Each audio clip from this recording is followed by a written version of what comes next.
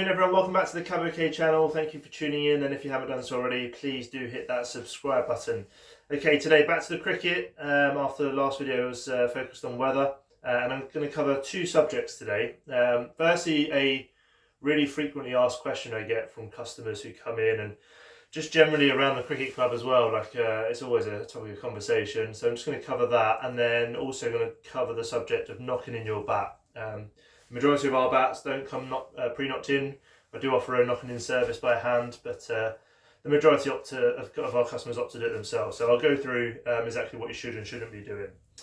Okay, first things first then. So I just kind of mentioned it, a topic that comes up quite frequently, and that is the subject of grading cricket bats. Now, it's something I get asked all the time, why are they graded like this, and what's the significance of it? Why is one priced at this, one is one priced at that? So I'm just going to try and explain that a little bit. So first things first, we offer 3 grades of English Willow cricket bat. Grade 1, Grade 2, Grade 3. This year we've called them Pro, Elite and Club, just because I liked the way it looked on the bat rather than having the actual words Grade 1, etc. So no real other scientific reason other than that. And we don't offer, like a lot of companies do, a limited edition kind of pro grade option, which is your £600-700 bats. No real reason other than the fact that's not really the target market we're trying to get after. We're rather focused mainly on the affordable options. A grade 1 bat, which is comparative to a £500-600 bat from another company, is a 289. So that affordability and just keeping it relatively basic, because actually people can get fixated on wanting a limited edition bat, and as I'll come and allude to in a second, you might not be getting anything significantly better for it. Okay, so why are bats graded? It's purely on aesthetics, so there's no difference necessarily in performance. So you may pay for one of our pro grade, which is a grade 1 bat like this, for instance. So this is 289. As you can see, nice straight grains. There's only a couple of very minor blemishes, which is preventing that from going to what you might well call a limited edition from other companies. So we've got 1, 2, 3, 4, 5, 6, 7, 8 and a half-ish grains there.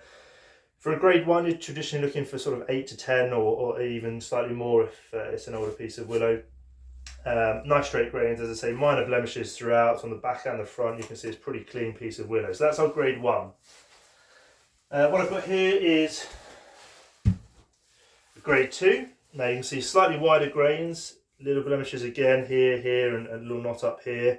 So you've only got 1, 2, 3, 4, 5, 6 grains on that one. So slightly less. Still relatively straight, but you can see there is a little bit of a wave in them.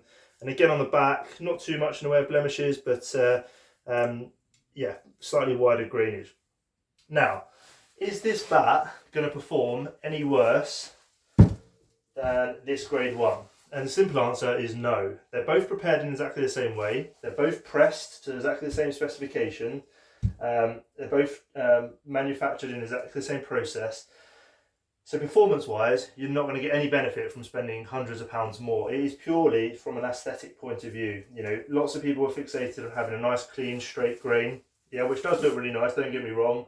And we will have our preferences. But in terms of performance, there will have absolutely no difference between, even one of our grade 3 bats or a butterfly willow that a lot of other companies are offering, and potentially a grade 1. Now, there's kind of lots of discussion about heartwood, so darker coloured wood, lighter coloured wood, knots. Are they necessarily harder? Some people prefer a bit of heartwood on the inside edge because they believe it's slightly harder than the white willow.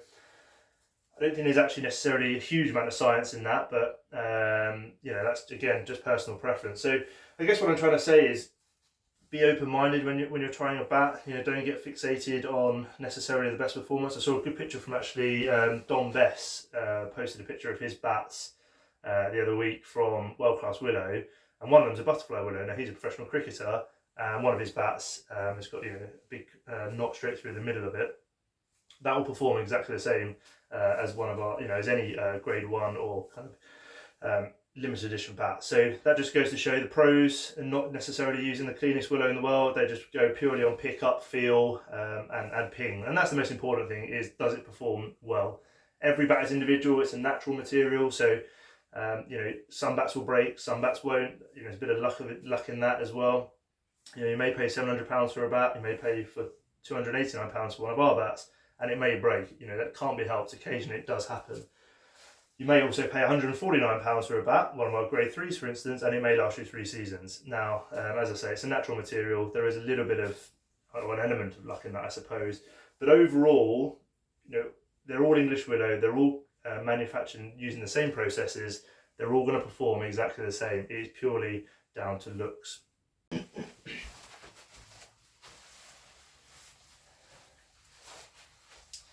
Okay, the next topic I'm going to cover is knocking in your cricket bat. Now, all of our bats come pressed, but they're not pre-prepared in terms of being able to rock up on a Saturday and using it straight away. It is going to take an element of knocking in and also a coat of oil. Now, knocking in itself then. The temptation is, and don't get me wrong, we've all been there, me included, you want to pick up a new bat and the first thing you want to do is smash the middle because it feels bloody good. Great, yeah, you can knock in the middle as much as you want and it's going to feel really nice, but actually, in reality, is the middle of your bat going to break as a result of poor preparation? The answer to that is unlikely.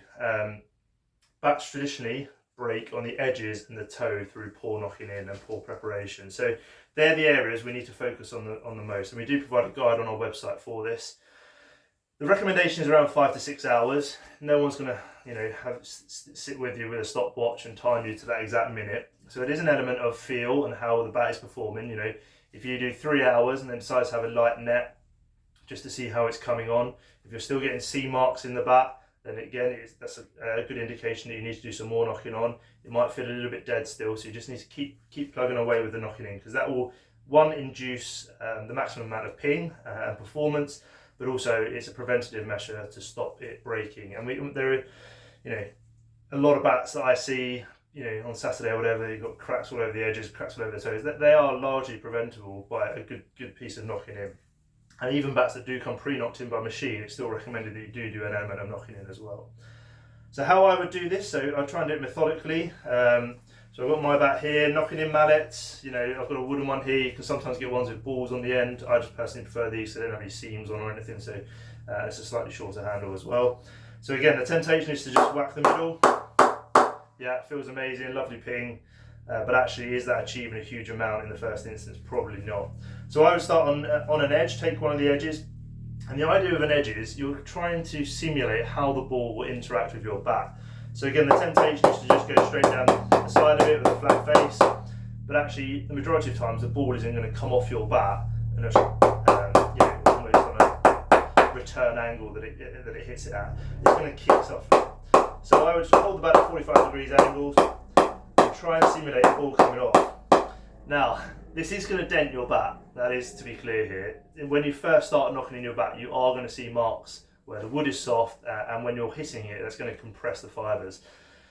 So, it's a bit of a shame. You get a brand new bat and the first thing you're going to do is arguably make it look a little bit ugly.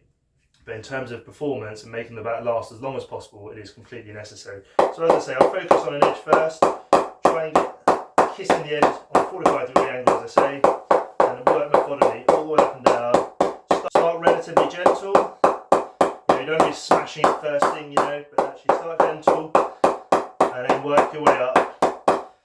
And as I say, try and do it methodically. So let's say spend 20 minutes on one edge, 20 minutes on the other, and then 20 minutes on the toe. Now the toe, you don't want to be kissing it, because again, in reality, what's going to happen if you're batting and you jab down on one, the ball's going to come hit the bat and come straight back off again. So on the toe, we want to focus on getting on a flat angle. And again, start relatively soft and work your way up. And focus on areas for a set time. A lot of people just start whacking it all over the place. You're not going to get a full coverage with your knocking in mallet. So once you've done one edge, let's say go along the toe. Next time do the outside edge again, 45 degrees.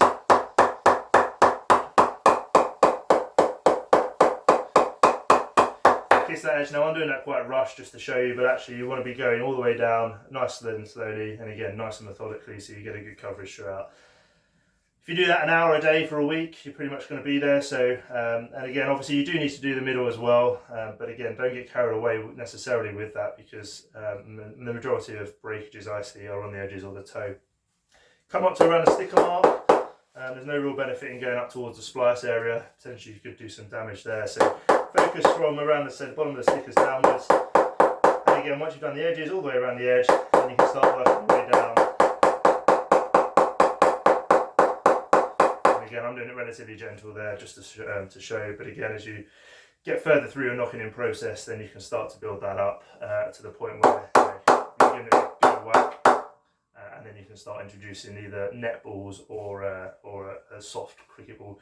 Never go into a net with a brand new bat, with a brand new ball. If you're just asking for trouble, yeah, it is going to, either present surface cracks along the face, or potentially if you're going to edge it or toe it, etc., then it could do some more permanent damage.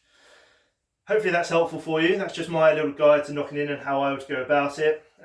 If you like the video, and it has provided a little bit of light, particularly on the grading system.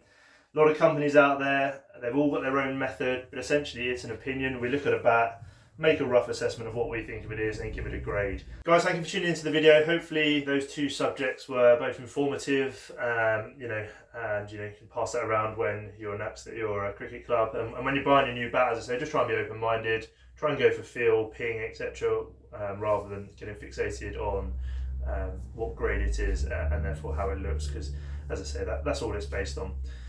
A lot of companies out there, they've all got their own methods and they've all got their own names for their grading system. So just get a nice clear picture from whoever you're speaking to as to exactly what you are getting, because they're all slightly different. And as I say, it's only people's opinion. It's not based on necessarily science. So, and again, with the knocking in, if it was useful, please hit that like button, and if you haven't done so already, subscribe to the channel. And I probably won't do a video over the weekend, but so it'll be next week. So have a good weekend. Enjoy the relatively mild weather we've got outside, although a little bit drizzly here in Devon today. And as I say, maybe a cold snap coming in at the start of March. Thanks guys, thanks for tuning in, and I'll catch you later.